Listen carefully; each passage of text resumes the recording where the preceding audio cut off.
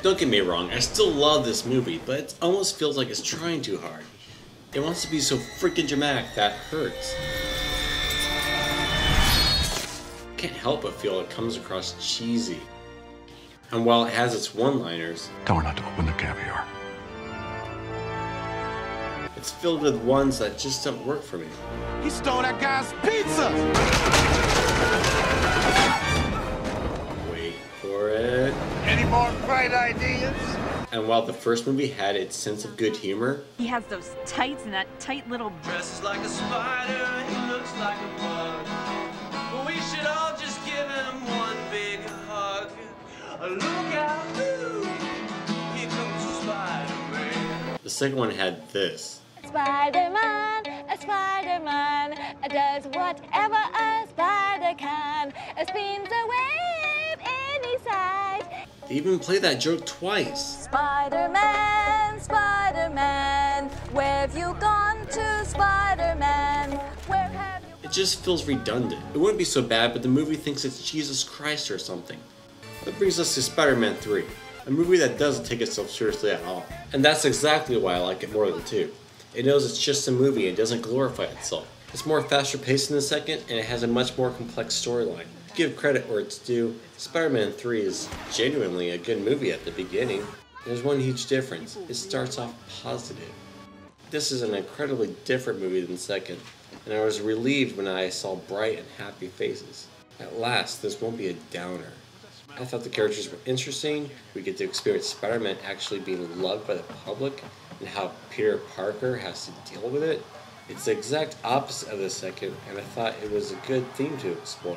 It's also one of the funniest movies in the trilogy, and I thought the proposal scene was hilarious. I also really like the jealousy that goes on between MJ, Gwen, Peter, and Eddie. MJ actually has a good reason to get mad this time. She thinks you're a genius, and she had her polished fingernails all over you? And I thought the movie, both within the actual story and the audience reception, proved that just because you have more success doesn't mean you're always fulfilled. It's a sweet story about forgiveness and how we can take our pride too far.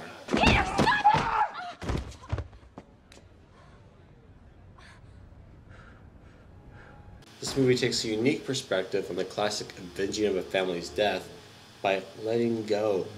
I forgive you. And while it doesn't quite work for me in the Lost finale, I think it works for the story. Too many superhero movies are all about revenge. It was nice to see a movie that stepped back for a moment and focused on what's really important. Am I reading too much into this? I'm not sure if this is what the filmmakers were trying to accomplish, but I felt the overall message of the movie was to leave old grudges behind. I don't know about you, but I have lots of friends who won't speak to each other because they're so mad about something really stupid. I don't feel like those friends will ever get back together, so I could see why people have a problem with this movie. It's not realistic at all. Really, Harry? You're going to be Peter's friend and, spoiler alert, and sacrifice your life in the last few minutes? And while I found this movie tremendously more entertaining than the second, it's not without its problems. I think it starts getting bad once Harry and MJ start dancing. Just like this.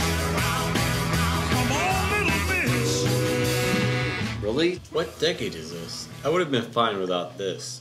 How's the pie? So good. And this. What? Since when can the goblin disappear? They never explained that superpower. And Mary Jane's breakup scene would have had a lot more impact if she were actually in love with Harry. Even though Mary's story is a lot more interesting this time around, she's still a stuck-up snob. All right, fighting!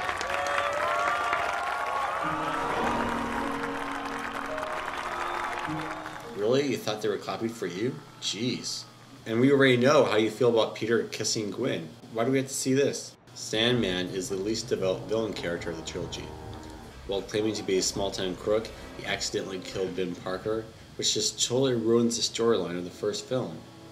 While it gives Peter a motive to kill him, it just feels wrong. And having a sick daughter doesn't automatically make us sympathize for him. Sandman is visually stunning, but does little less for us to care about him. Mr. Sandman, bring me a dream. Bum, bum, bum, bum. Make him the cutest that I've ever seen. Bum, bum, bum, bum. I feel like Venom's the opposite. His character is interesting, but the visual style they chose for him makes him far less menacing.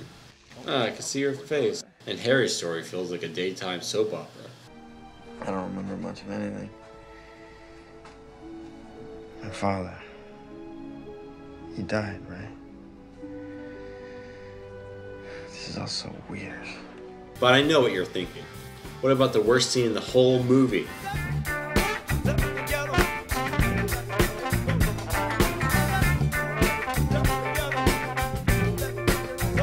And this? Now dig on this. Believe it or not, this is one of my favorite scenes in the movie. I actually found it hilarious, and I was the only one in the theater laughing. I'm not afraid to say it. I'm proud of my laughter. People are afraid to see their favorite characters act so ridiculous. I feel this scene was less of an actual event and more of a representation of what Peter thinks of himself. And people's reaction gives us a clue on what's really going on. The jazz club scene was clearly there to make MJ jealous. It's a nice visual representation of his attitude, and quite frankly, it's entertaining to watch. Find us some shade. Thanks, Hot Mix. Right this way, sir. We could have done without this scene though. You got any with nuts? I have some nuts. I could make some. Go make me some. Peter? No, of course not. The fundamentals of using different genres at different points of the movie I felt enhance the scenes, although it takes certain audiences out of the story. The story itself actually works. It has a lot going on, but there are reasonable arcs and it does rise to a climax. Despite that, there are still reasons for people to hate it. It doesn't resolve completely, although I don't know how they could have ended it after going through so much. The main character is unlikable through most of the movie, sort of serving as an anti-hero. While I think they get away with it because it's funny, one could just as credibly argue that it doesn't work because he simply isn't serving the badass character the black suit would require him to be. People didn't like that he looked emo and takes his credibility out of the picture. For some, there is one too many storylines to care about. They serve their purpose to the plot, but won't have an emotional connection with the audience. This brings me to my final point. Spider-Man 3 is a melodrama. It has all the necessary elements of making the characters feel emotion without bringing down the audience. It's used all the time in action flicks. We're made to step back and observe. That's not necessarily a bad thing. We get so spoiled with the first two films, we expect so much from the third. But in reality, it's not that bad. Even if you hate it, you can still enjoy it. I know a few people would despise the movie and still bought it. If that's not a sign of how much an impact the trilogy had, then I don't know what is. You know, I guess one person can make a difference. Closing, the Spider-Man trilogy is a lesson to filmmakers in how to revolutionize a genre and give it your own unique spin. The pages of Spider-Man comics will be reinterpreted for a limited number of times. But this is Sam Raimi's vision. He set the bar early for others to follow. But no other superhero movie franchise has a charm quite like Spider-Man. The goal wasn't to make money or meet our expectations, it was just to make good movies. Whether it means taking us on a deep emotional journey or an exciting roller coaster ride.